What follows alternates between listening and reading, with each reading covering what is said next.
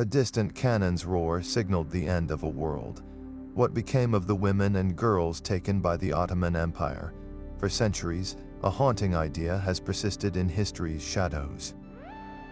For many captives, especially young women, survival did not mean freedom. Their new life inside the empire's most powerful institutions was often seen as a fate worse than death itself. This is a difficult and sensitive history, but today we will move beyond myth and rumor.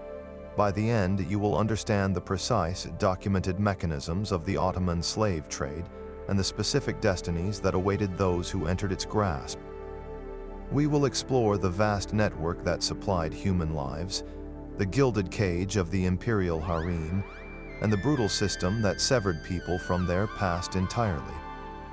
What does it truly mean for a person to disappear from their own story? To understand the specific fate of captured women, we must first see the machine that captured them. The Ottoman slave trade was not a shadowy criminal enterprise. It was a legal, state-run institution, a massive economic and social engine that fueled the empire for centuries. Its foundations were rooted in Islamic law, which provided a detailed framework for slavery.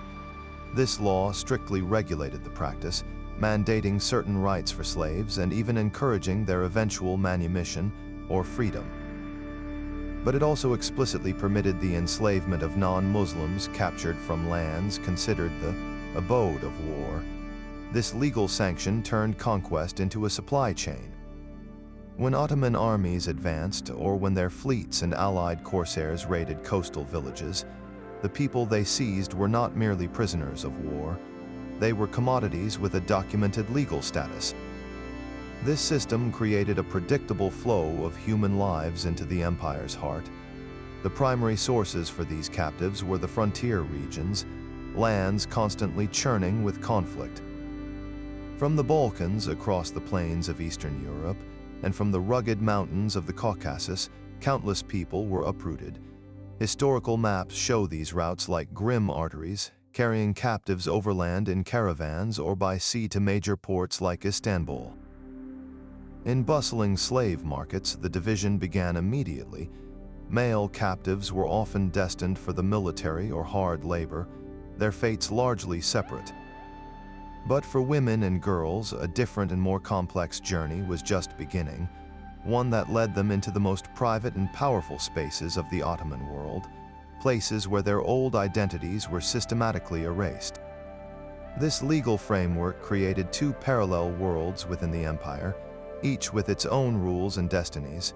For Christian communities under Ottoman rule, one of the most feared institutions was the devshirme, often called the child levy or blood tax.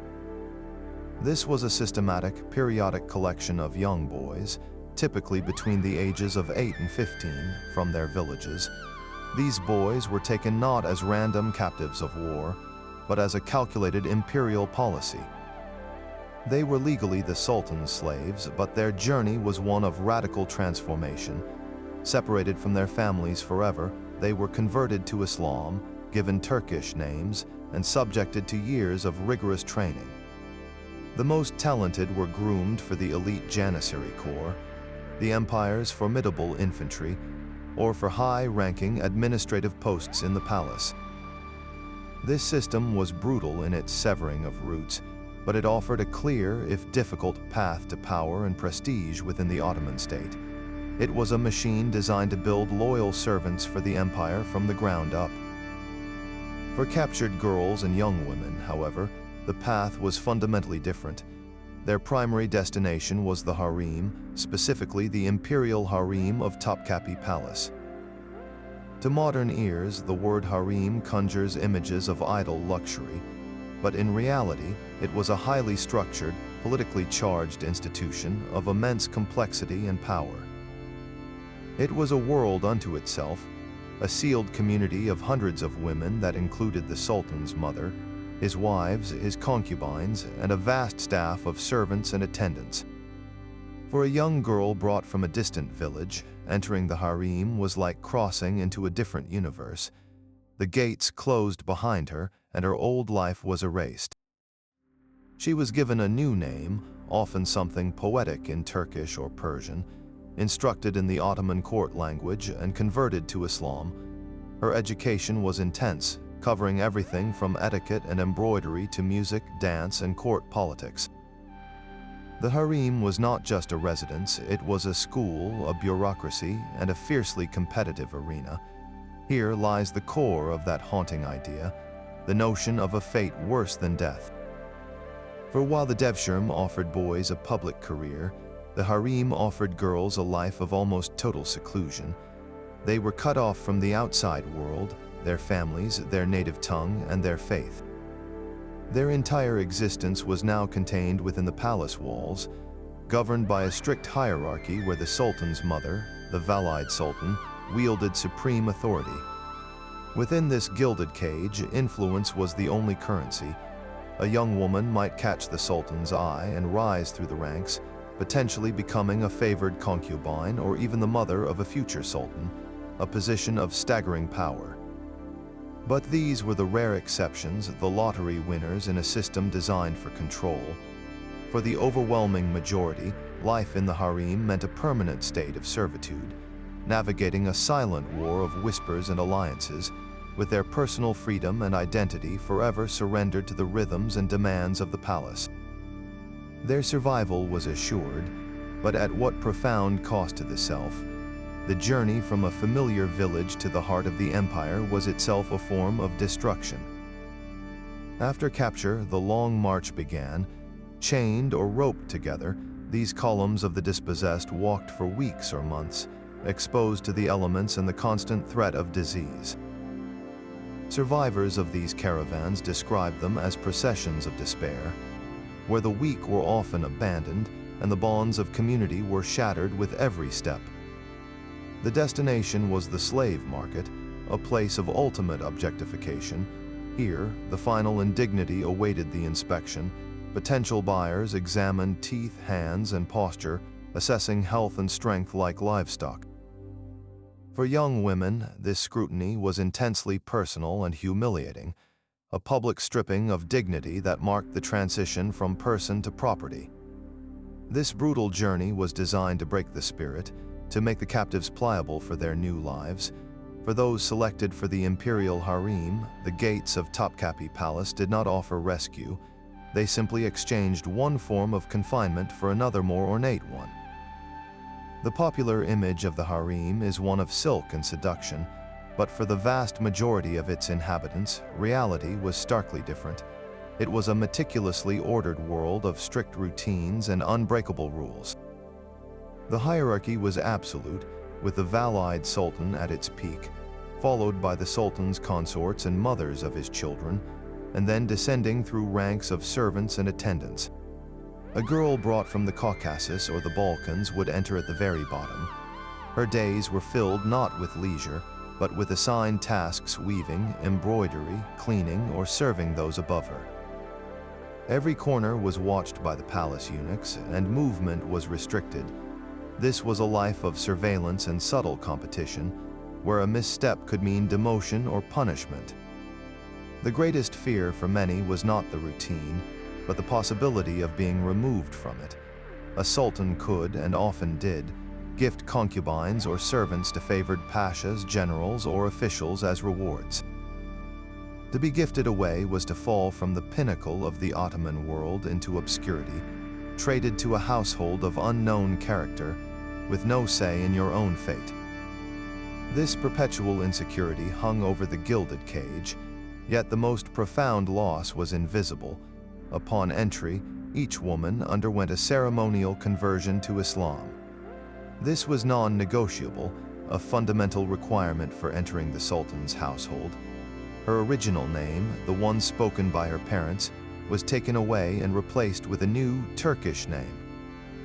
Her native language was forbidden, her prayers redirected, her very connection to her ancestry formally severed. In a world where faith, family, and name were the core of identity, this was a spiritual and cultural death. The person she had been was erased from the official record, leaving a ghost in the palace archives. She survived, but the girl from that distant village, with her own stories and songs, effectively ceased to exist. This systematic unmaking of the self, this living death within the splendor of the world's most powerful court, is the chilling reality behind those four words, a fate worse than death. Yet the Imperial Harem was only the most famous apex of a system that reached into every corner of Ottoman society. For every young woman who entered Topkapi Palace, hundreds more were funneled into the households of the empire's elite. The practice of concubinage was widespread among pashas, governors, and wealthy merchants. In these settings, a captured woman's fate was often more precarious and isolated.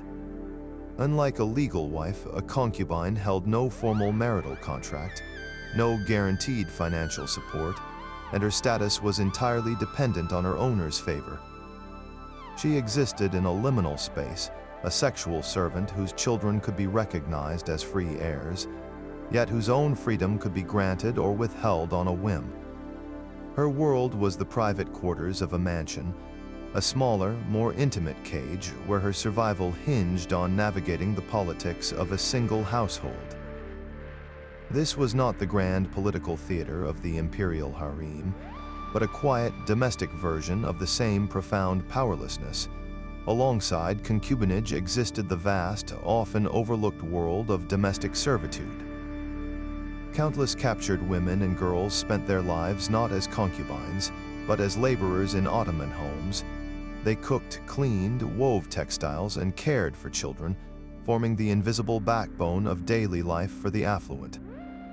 Their stories rarely entered the historical record, their individual identities submerged beneath the generic title of karai, or female slave. Their labor was essential, yet their presence was meant to be unobtrusive, a seamless part of the household machinery. For them, the erasure was total, a lifetime of toil without the distant, unlikely prospect of influence that the Imperial Harem at least theoretically offered. Their fate was a slow extinguishing of self through endless routine. Guarding the boundaries of this entire female world were figures who themselves embodied the empire's ruthless efficiency in reshaping humanity, the black eunuchs. Often captured as boys from regions like Sudan, Abyssinia, or the Caucasus, they were subjected to the brutal and frequently fatal operation of castration. This physical alteration was a deliberate act of creation, manufacturing a class of guards considered safe to oversee the harem because they posed no sexual threat to its inhabitants. But their role was far more than that of simple watchmen. The chief black eunuch, known as the Kisler Aga, was a political powerhouse, controlling access to the Sultan and his family, managing vast estates, and wielding influence that rivaled the empire's highest viziers. Theirs is a parallel narrative of profound violence and paradoxical power. Stripped of their biological identity and severed from their origins, they were molded into loyal instruments of the state. The black eunuchs stood as living testaments to the Ottoman system's core logic, its capacity to take a human being, break them physically and culturally, and rebuild them entirely for a specific, controlled purpose within the imperial design. Their silent vigilance at the harem gates was a constant reminder that within this world, the self was always secondary to the needs of the empire. This history leaves us with a profound and unsettling legacy.